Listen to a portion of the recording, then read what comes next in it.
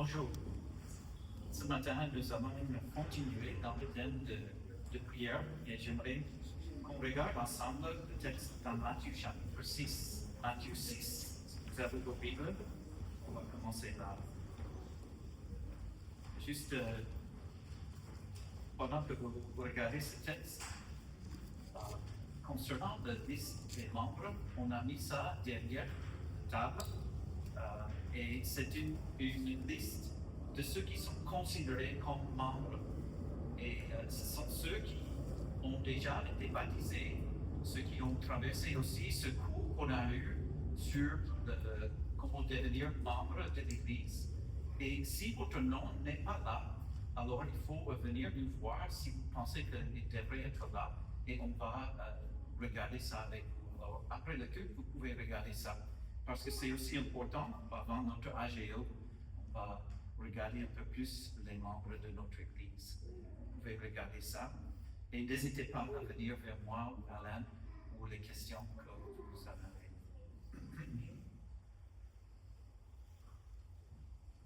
Voilà, Matthieu chapitre 6.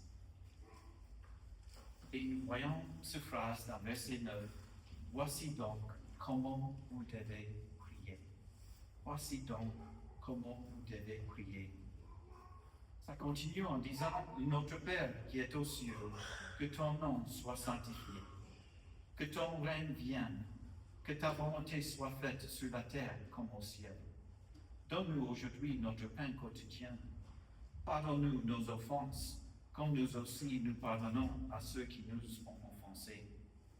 Ne nous induis pas en tentation, mais délivre-nous du malin. Car c'est à toi qui appartient tout, dans tous les siècles, le règne, la puissance et la gloire. Amen.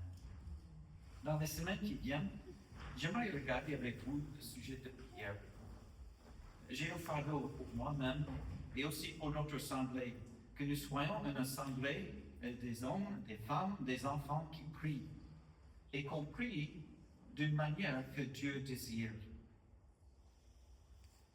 Nous allons commencer avec un aperçu du texte dans Matthieu chapitre 6.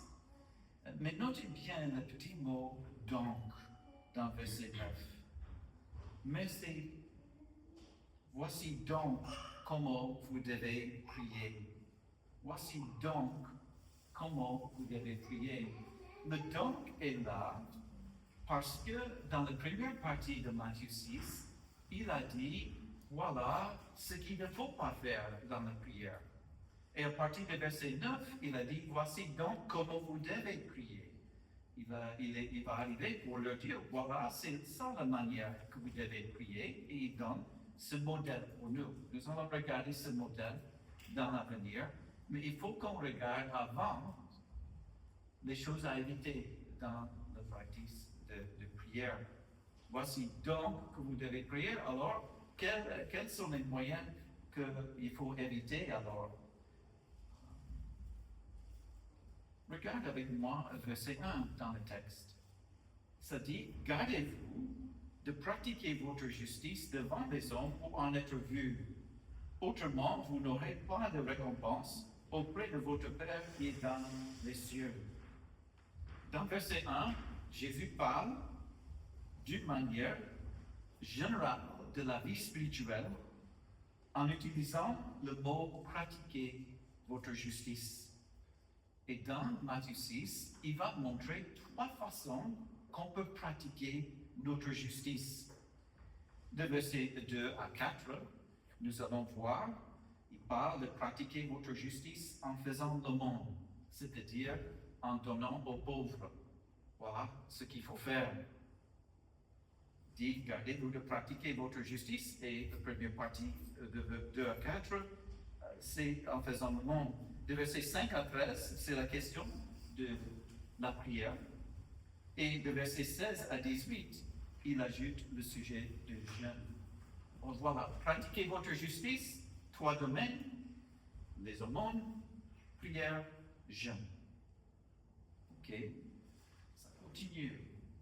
Parlant de l'aumône, il a dit, lorsque donc tu fais l'aumône,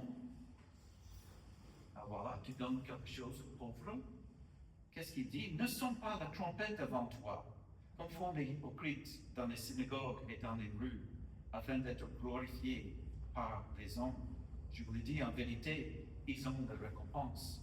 Imaginez qu'il y avait des gens qui ont signalé leur approche, mais ils ont signalé aux pauvres, viens, parce que c'est le temps que je vais vous donner des aumônes.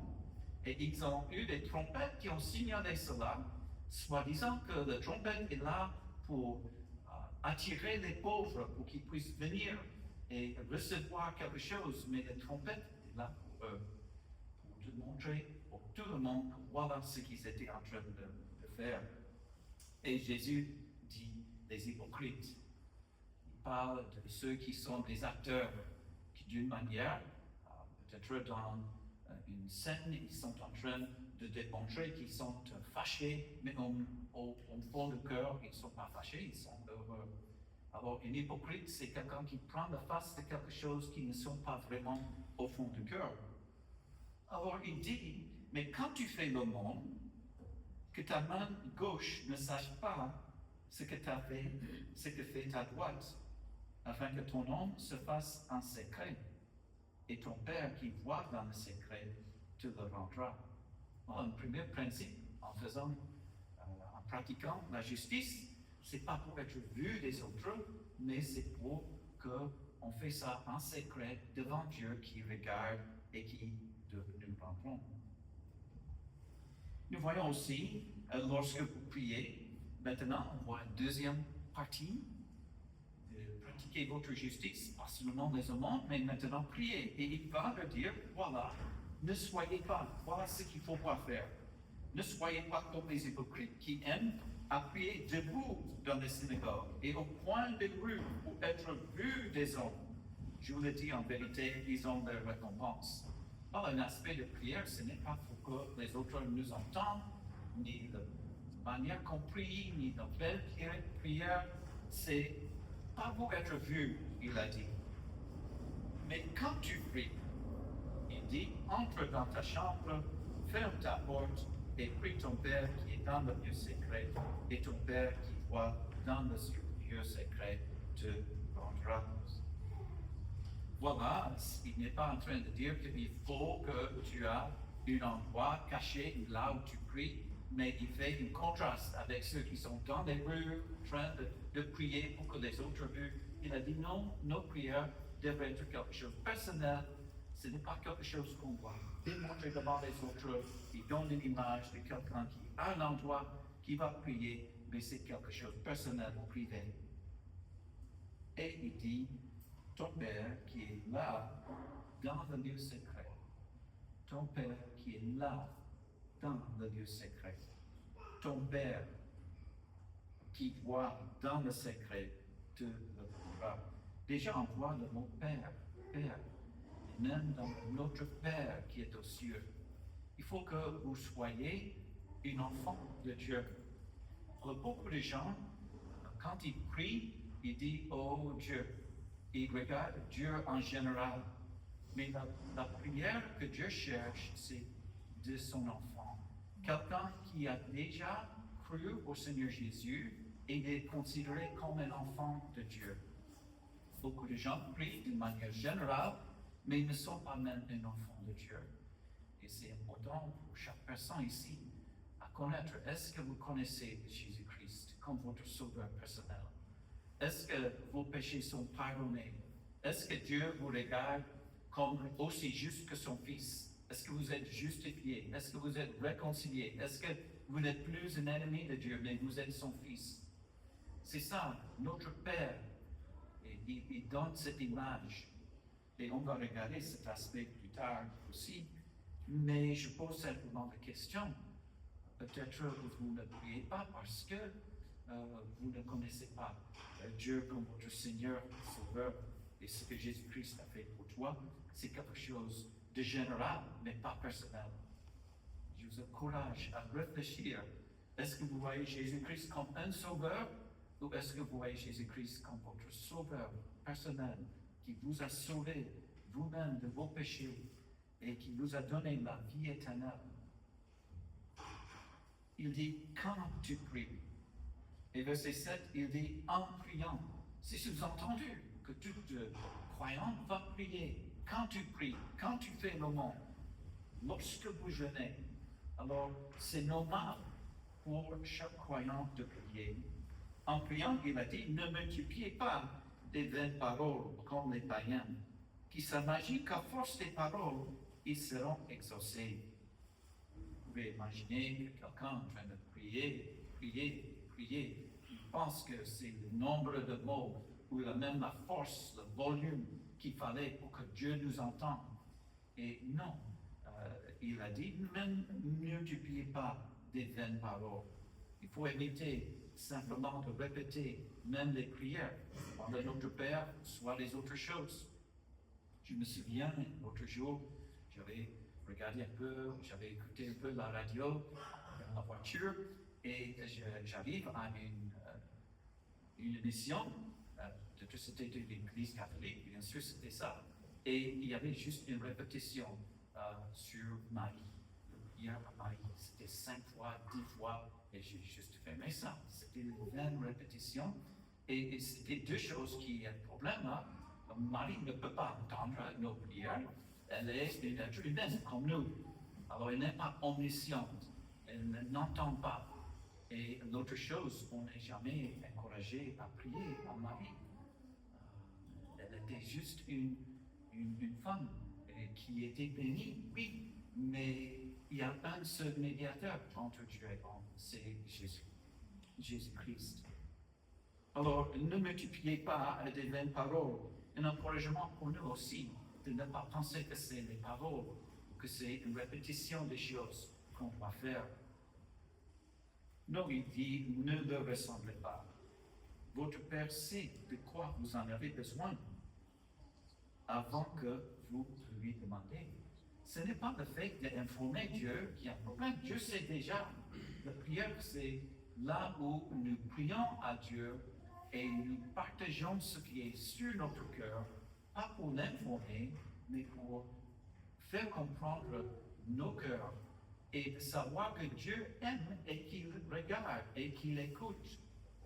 Notre Père qui est là dans le Dieu secret. Notre Père qui est là, il aime quand on prie vers lui. Ça le glorifie et on va regarder ça tout de suite aussi. Une dernière section dans le texte, c'est lorsque vous jeûnez, et encore on voit la même répétition des idées. Ne prenez pas un air triste comme les hypocrites qui se rendent le visage tout défait pour montrer aux hommes qu'ils jeûnent. Je vous le dis en vérité, ils ont leur récompense. On voit encore les gens qui font le jeûne, voilà, ils évitent à manger, et maintenant ils font que tout le monde sait que c'est ça ce qu'ils sont en train de faire. Alors, la prière, les aumônes, le jeûne n'est pas quelque chose qu'on fait pour qu'on soit vu, mais encore, qu'est-ce qu'il dit? Quand tu jeûnes, parfume ta tête, lave ton visage, afin de ne pas montrer aux hommes que tu jeûnes, mais à ton Père qui est là dans le lieu secret. Encore, on voit une répétition. Jésus souligne que le Père qui est là dans le lieu secret, et ton Père qui voit dans le secret, te le rendra. Voilà, c'est sous-entendu dans tout le texte, lorsque vous priez, lorsque vous jeûnez, mais quand tu pries.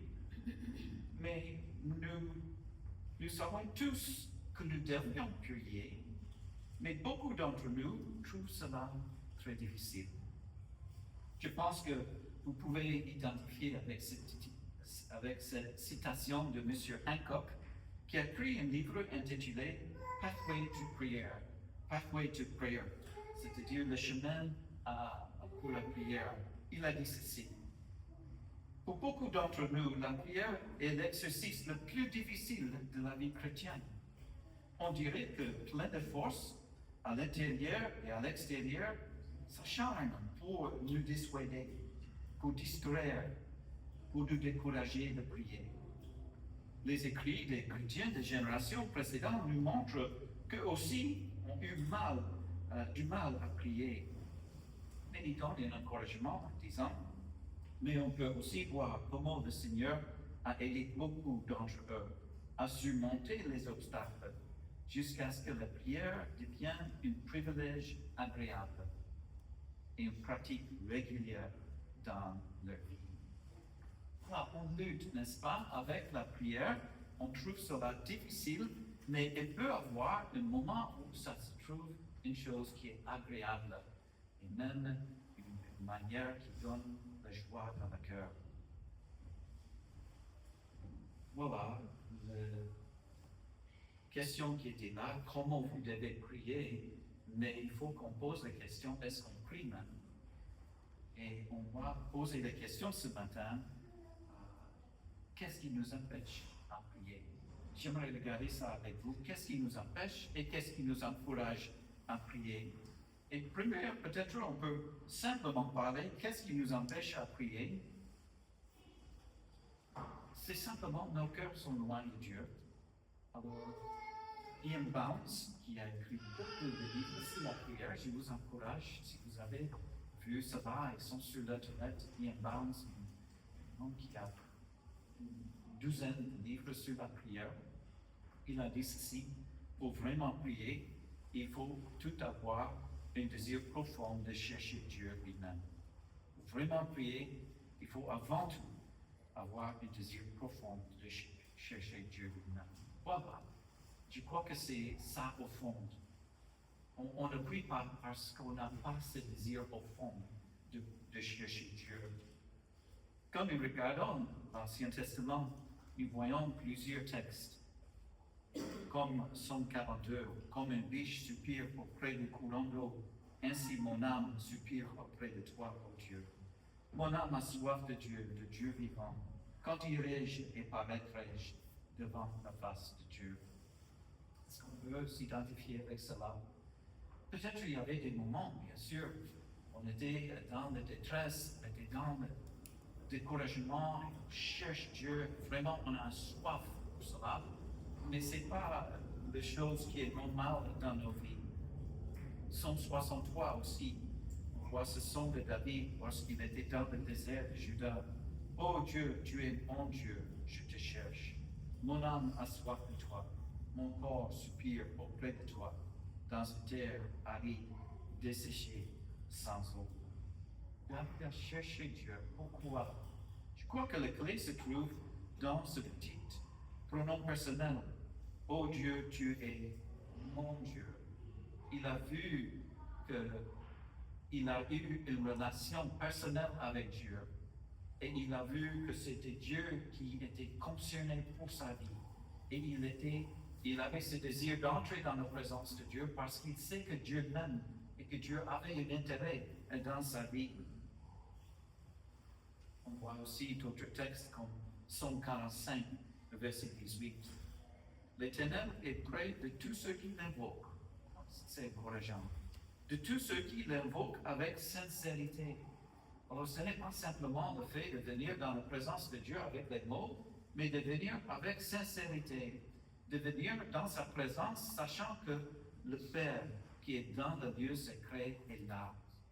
Je crois qu'un secret pour la prière, ça veut dire secret, mais une chose de base pour la prière, c'est quand on prie, qu'on a ce sens qu'on est vraiment dans la présence de Dieu, qu'on a un sens, pas que quelque chose vient dans nos pensées, dans nos cœurs, l'émotion, mais vraiment l'image dans nos pensées que nous sommes en train d'être là devant le Dieu, le Créateur de l'univers. De tous ceux qui l'invoquent avec sincérité, la promesse est là, il accomplit les désirs de ceux qui le craignent. Il entend leurs cris et il les sauve. On a un autre texte dans Psaume 119, pardon. Je vous suis dans notre direction. Reçois favorablement les paroles de ma bouche et les sentiments de mon cœur, ô Éternel, mon rocher et mon libérateur. Parfois, nos cœurs sont loin de Dieu à cause de cela même, que nous ne connaissons pas un Dieu comme il fallait. Mon rocher, mon libérateur, David avait eu cette relation personnelle avec Dieu. Il utilise beaucoup de métaphores. Tu es mon refuge, ma forteresse. Tu es mon berger. Alors cette relation personnelle lui pousse à rentrer dans la présence de Dieu. Voilà, quand tu pries, entre dans ta chambre, ferme ta porte, prie ton Père qui est dans le lieu secret, et ton Père qui voit dans le secret te le rendra.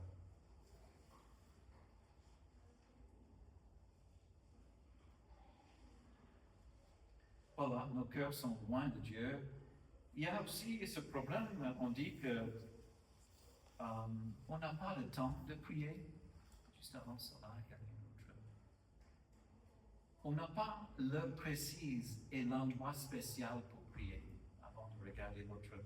C'est ça, parfois, on pense simplement à la prière comme, ok, prier sans cesse. Et je crois que la plupart de nous pouvons comprendre l'idée de prier sans cesse. Nous sommes dans une journée, il y a des difficultés qui arrivent et on prie concernant cela. On est en train de travailler, on est au boulot, on travaille, mais il y a un moment au milieu du travail et il y a un aspect difficile et on prie, Seigneur, aide-moi à comprendre ce qu'il faut faire avec ceci, avec ce problème. Alors on est continuellement dans la présence de Dieu, on est continuellement en train de chercher Dieu.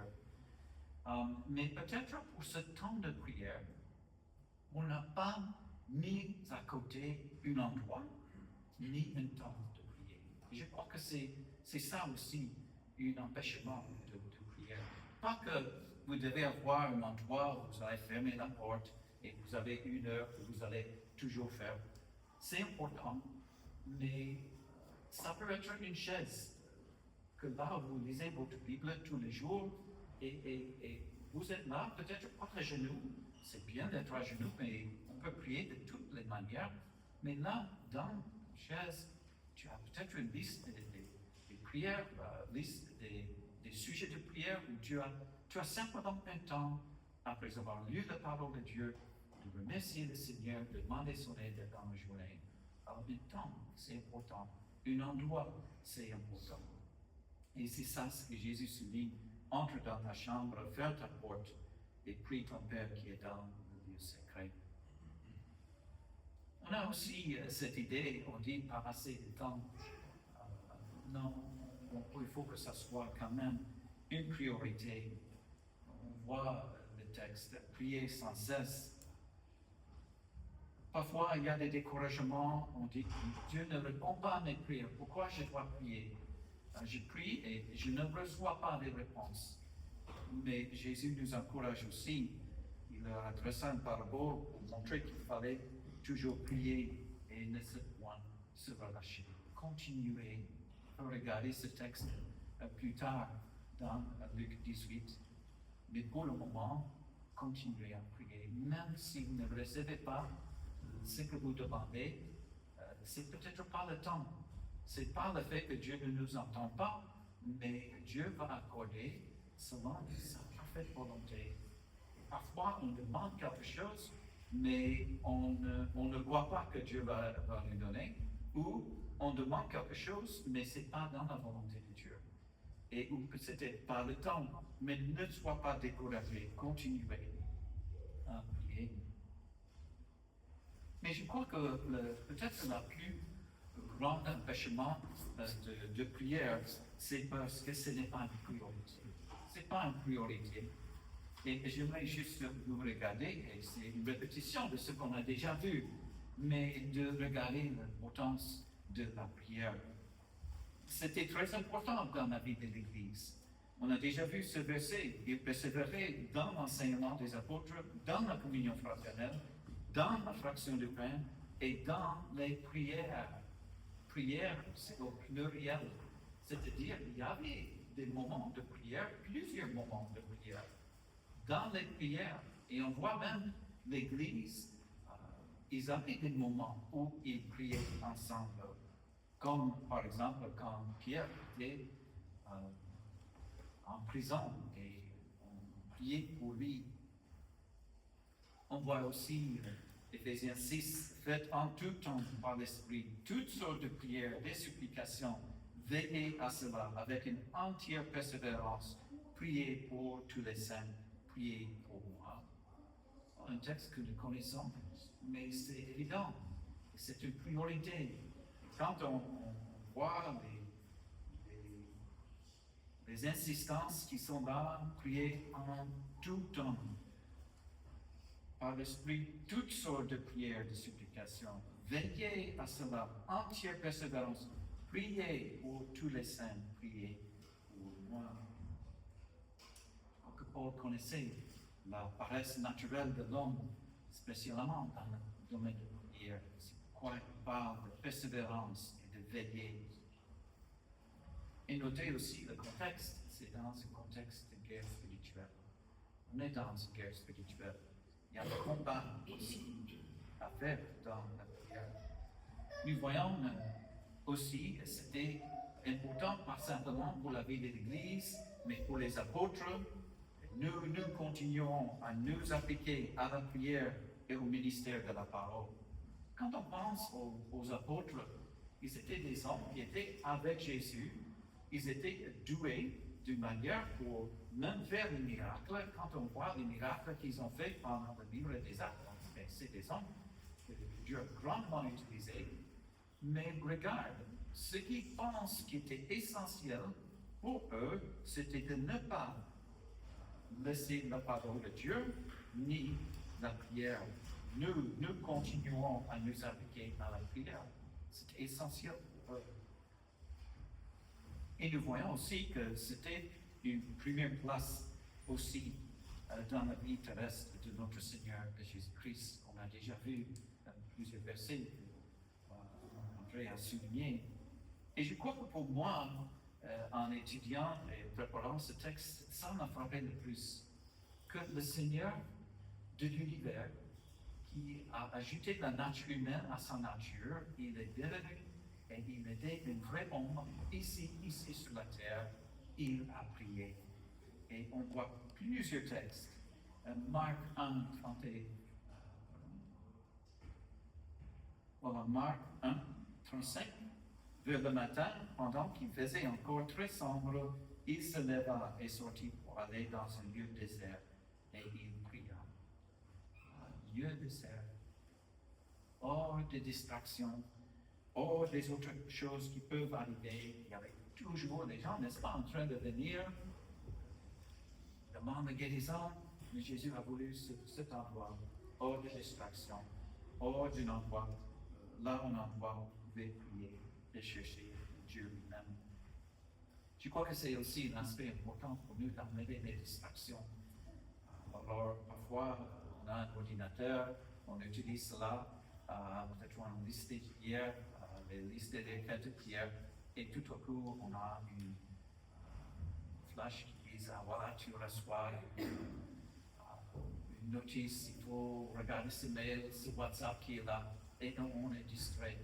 Ou peut-être, même avant d'aller chercher le Seigneur dans la prière, la parole de Dieu, on regarde, ok, je vais regarder le CNN ce matin, voir le nouvelle, on regarde et on commence à faire la lecture, voilà ce que Trump a fait, voilà ce qui arrive en Iran, je suis en train de dire, oh non, c'est déjà temps pour moi d'aller à l'Institut, je n'ai pas pu même faire ce temps de prière.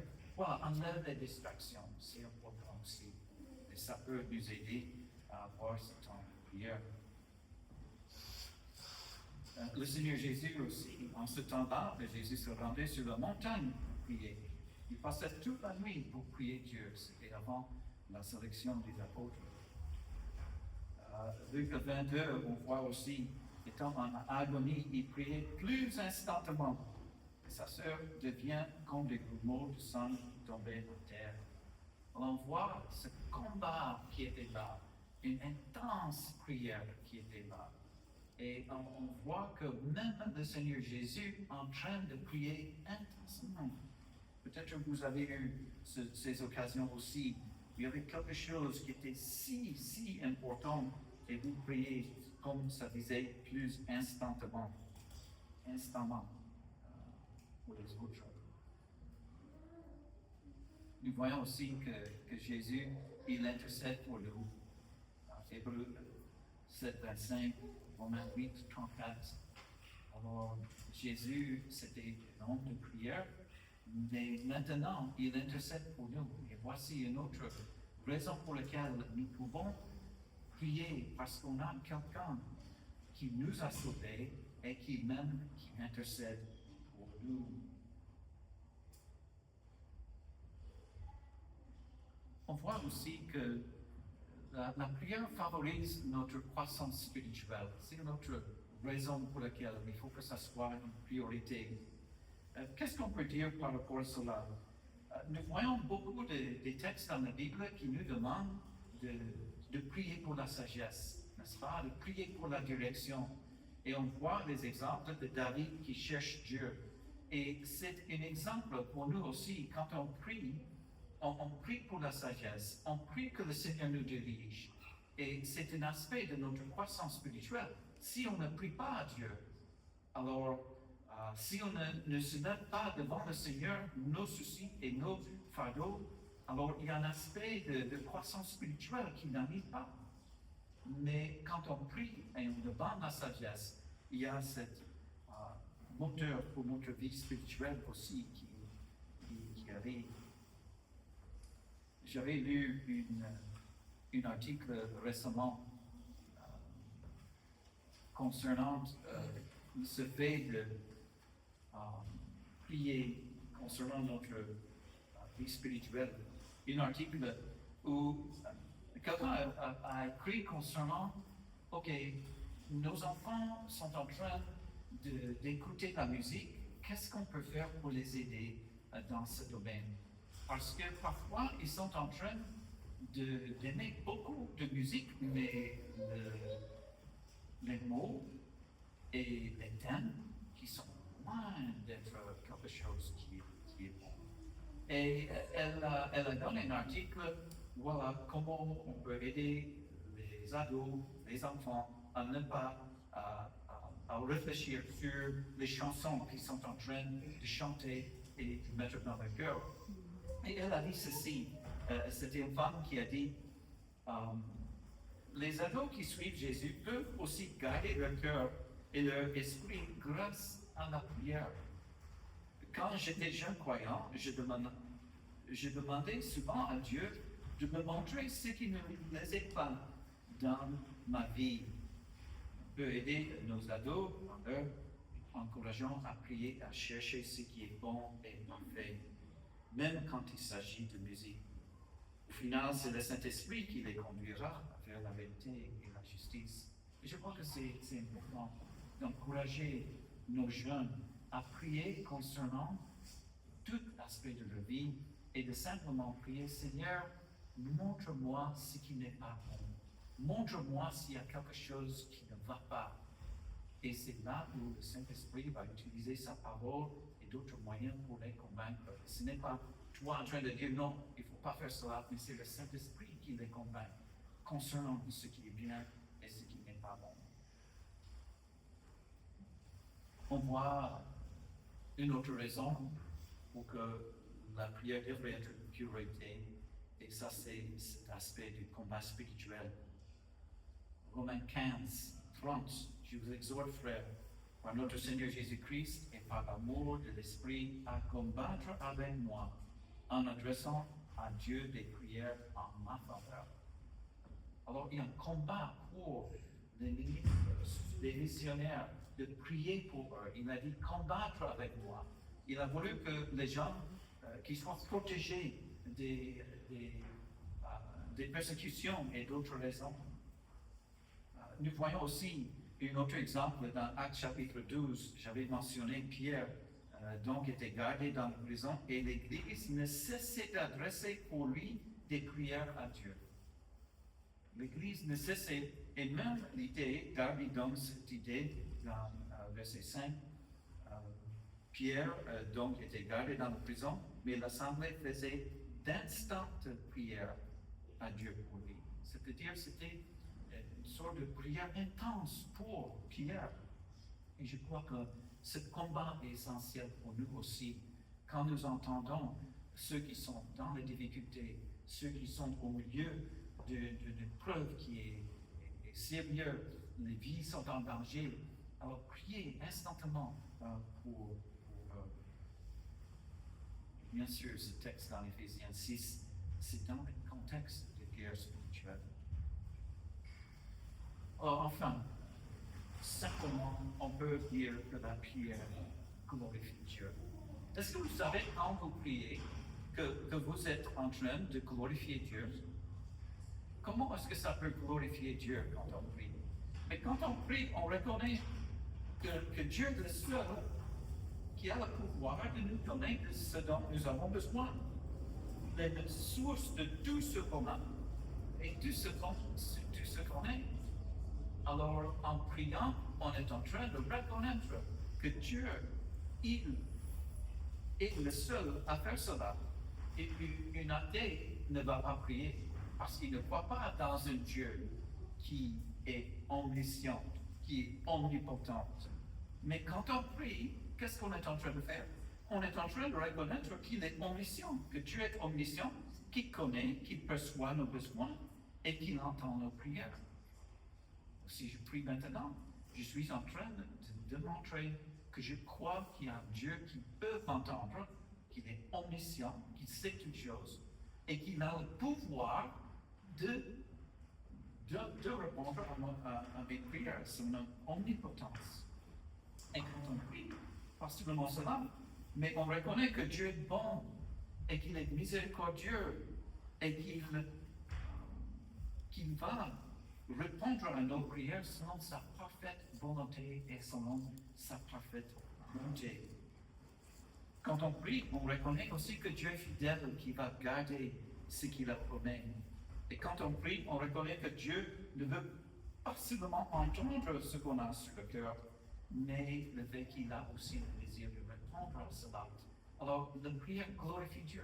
On est en train de démontrer à tout le monde qu'on est en train de lever nos yeux et qu'on croit qu'il nous entend, on croit qu'il est omniscient, omnipotent, souverain, qu'il est bon, qu'il est fidèle. Chaque fois qu'on prie, on est en train de démontrer cela. Question, qu'est-ce qui nous empêche alors à prier? Nos cœurs sont loin de Dieu. On n'a pas cette heure précise, ni un endroit spécial. Peut-être que vous disiez que vous n'avez pas assez de temps, de découragement. Peut-être que la prière n'est pas une priorité. On peut ajouter aussi, peut-être que vous disiez, mais je ne sais pas comment il faut prier. Vous avez quand même une aide. Le Saint-Esprit est là. Romains 8, 26, on va regarder tout ceci dans un message dans l'avenir. Mais le texte nous dit, de même aussi l'Esprit nous aide dans notre faiblesse, car nous ne savons pas ce qu'il convient bien de demander dans nos prières. Peut-être que vous vous sentez comme cela. Je ne sais pas ce qu'il faut prier. Mais l'Esprit lui-même intercède par des soupirs inexprimables. C'est ça, le Saint-Esprit peut même transformer les sentiments de nos cœurs et peut remettre ça devant Dieu. Il sait, c'est-à-dire, Dieu est omniscient, il sait nos cœurs. Et même si on ne sait pas ce qu'il fallait prier, on peut savoir que quand on est devant Dieu, il comprend le fond de nos cœurs. Bon. Il y a des choses qui nous poussent aussi à prier. Et simplement, voir les épreuves, oui, les faiblesses. Peut-être le devoir aussi. On est censé prier sans cesse. On est censé de prier. Les besoins des autres aussi. Mais enfin, c'est notre relation avec Dieu, notre connaissance de Dieu qui devrait nous pousser dans sa présence. Voilà, quand tu pries, il a dit, entre dans ta chambre, ferme ta porte, prie ton Père qui est là, dans le lieu secret, et ton Père qui voit dans le lieu secret, il te rendra. Seigneur, merci pour cet encouragement qui nous a eu ce matin à travers ta parole, concernant la prière. Je sais que si je peux simplement prier, moi-même, devant toi, devant cette congrégation, je sais que moi aussi, Seigneur, j'ai besoin de t'aider à savoir comment prier ce soir. soit une priorité dans ma vie. Mais nous prions aussi, tant qu'une congrégation, et de nous, peut-être, des hommes, des femmes, des enfants, qui prient, qui cherchent ta face. Pas pour être vus des autres, pas pour se vanter, mais simplement pour être dans ta présence et pour te glorifier et pour t'honorer. Merci pour cet encouragement ce matin. Et dirige-nous même cette semaine avec les encouragements qu'on a eus d'être des hommes et des femmes de prière. Et nous prions au nom de Jésus.